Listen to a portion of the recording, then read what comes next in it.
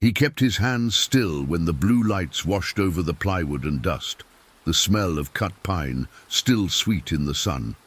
And when the officer asked for his name, he answered softly so the wind wouldn't carry it away. On some mornings, a measuring tape tells you what's straight. On others, a microphone will decide whether your life keeps its shape. If stories like this matter to you, please subscribe, tap like, ring the bell, and tell us which moment stays with you the longest. Thank you. Let's begin. They were rehanging doors in a small apartment complex in Anaheim, a job that sounds simple until you remember that every door is someone's boundary and someone's welcome. Luis Mendoza liked that kind of work, the hinge math, the quiet dignity of a latch catching just right. He was 35 from Leon, the kind of man who saved receipts and folded them small. He wore the same navy jacket most days and carried a lunch that always smelled faintly of limes because the towel he wrapped it in had once been part of his sister's kitchen. People thought he was shy. He was just economical with noise. Noise was for hammers and traffic. Words were for his daughter. The truck rolled in like trucks do when they're not in a hurry, because the result is already known. 2 officers, clipboard. The foreman's jaw turned into a square. IDs. The line formed fast, gloved hands, dust masks down. When it was his turn, Luis offered the only card that felt safe. Training course, name spelled right. Lamination bubbled at the edge. The officer was polite. "Sir, come with us." The phrase was a hallway with no doors. He sat where people sit while papers move, a chair that made a small sound on tile, a room that smelled like stale coffee and something metallic you can never quite name. No shouting, no drama. Questions like bricks stacked carefully.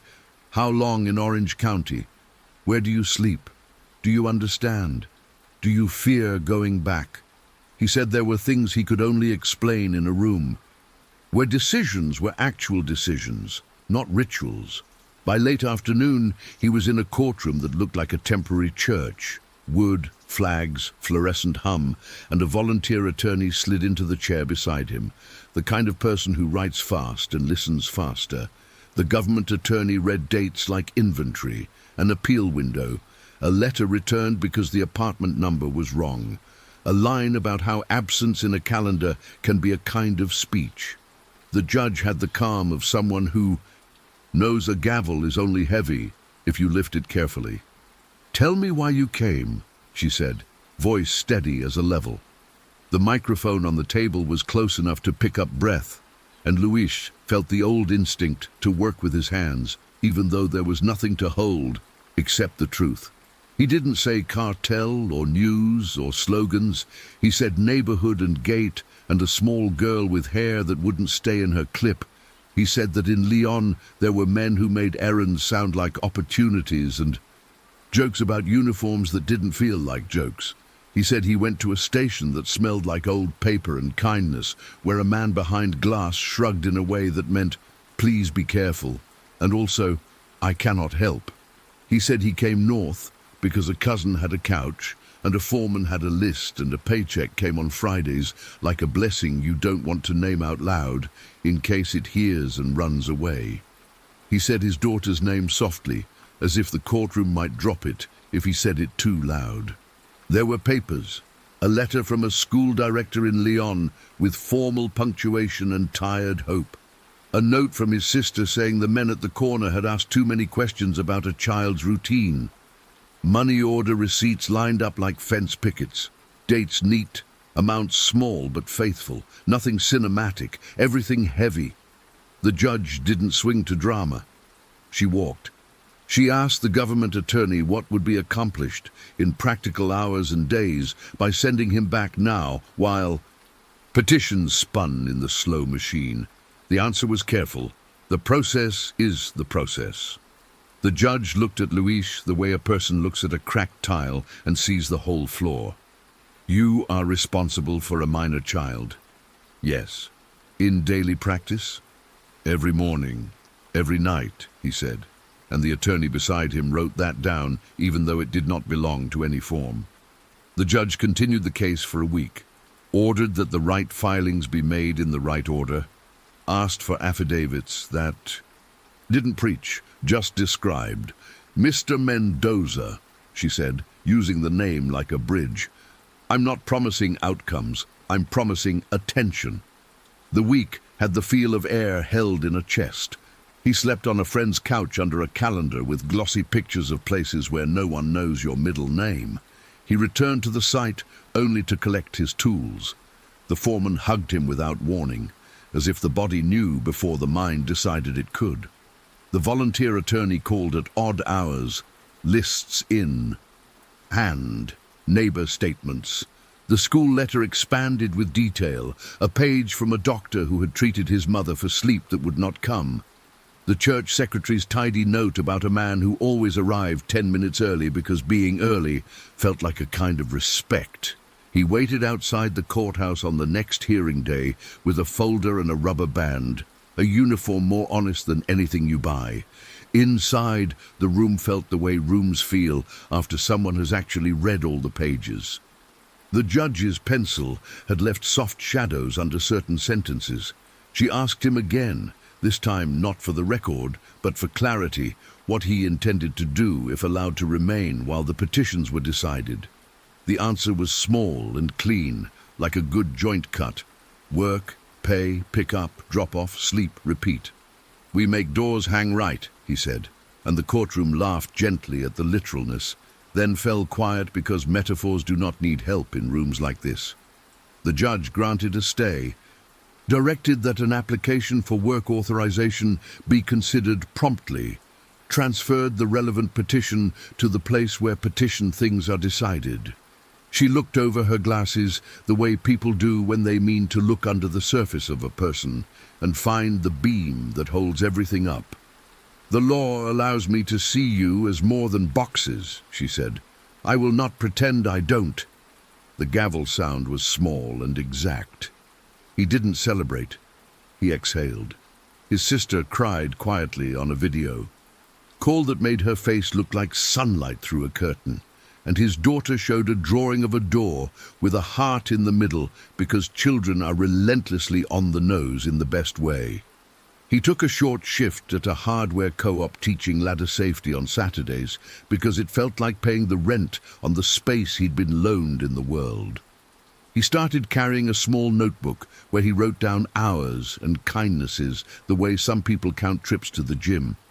A letter arrived, asking for a document that did not exist because in Leon, some offices pride themselves on what they will not do. The panic rose a familiar inch in his throat and stopped when the attorney's voice made a new floor under it. "We show what we can show," she said. "We don't leave blanks, we describe them." They assembled a picture from smaller pictures. 2 neighbor affidavits corrected for spelling but not for emotion. The school director's note rewritten with more detail about Gates and Bell. Times, a stack of remittances that told the story of a father's calendar in numbers. They sent the packet with a simple cover letter that smelled of printer ink and sleep loss doing the right kind of work. Waiting again. He trained his hands to keep moving. He bid a railing job at a community clinic and won it by shaving his own profit and adding 3 hours of labor he pretended not to notice. He met a man in a small office who ran a program that matched workers with small home repairs for seniors, and he found himself tightening faucets in kitchens that had seen 3 generations of soap. He made a small sign with his name and a straight line, linea firme, because he had once told a joke about how the shortest distance between 2 points is a man who shows up on time with a pencil behind his ear. The email came mid-afternoon on a day that felt like any other. Subject line, a clean rectangle of letters that would change the way he held air. He didn't open it at the counter. He stepped outside, put his back against the cinder block wall in the shade, and tapped. Approved. Not fireworks, not angels, just a sentence that was finally the right shape. He laughed, a plain laugh that drew a smile from a stranger loading potting soil into a trunk. "Good news?" the stranger asked. "A door that finally fit," he answered, and the man nodded, as if that explained everything it needed to. Papers in hand, he made a courtesy visit to the foreman, who had once hugged him like a brother, and took a 2-week slot on a project no one wanted because the staircase was weird and the walls out of square. He and a quiet kid from Santa Ana turned the mess into lines, the way patience makes geometry out of stubborn wood. He bought a metal lockbox and placed the document inside because nothing teaches you how to keep track of a thing like almost losing it. Months became a rhythm that did not need music. Work, pick-up, dinner where the routine was the blessing and the food just the excuse. He sketched a small business plan with a borrowed laptop, nothing fancy, just numbers that behaved. A local non-profit gave him a microloan with a handshake and a flyer, and he spent the first dollar on a torque wrench that felt like a promise. A year later, the judge walked out of a coffee shop near the courthouse, and he almost didn't say hello because you don't want to interrupt someone's cup of mercy. He simply tipped his chin, hand over heart. She recognized him in that way. People recognize the ones who did not waste what was given. "How are the doors?" she asked. "They hang," he said, and both smiled at the understatement. He didn't tell her about the clinic railings, the seniors who could now reach a shelf without fear, the way the hardware co-op asked him to teach a Tuesday night class on load distribution and 20 people showed up. He didn't need to. Some reports can be filed by standing upright in sunlight. On certain nights, he still woke at the hour when silence has teeth. He would stand by the window and see his reflection, and behind it the faint amber of the city, and he would name things in his head until the room felt like a room again. The attorney's lists, the judge's pencil underline, the foreman's rough hug, the neighbor who wrote with a grammar of love, the girl with a backpack drawing doors with hearts, because, of course, he would set his alarm not out of fear, but because alarms, like court dates, are simply agreements we make with the future. If the law is a ladder, it is only useful when someone puts a foot on the rung with you. If a story is a door, it is only beautiful when it swings both ways. And if any part of this stayed with you, an underlined sentence, a hand on a table, a gavel that sounded like a promise. Tell us below which moment mattered and whose door in your life you'd steady, even on a day when the air hums and the tape measure in your pocket keeps reminding you what straight looks like.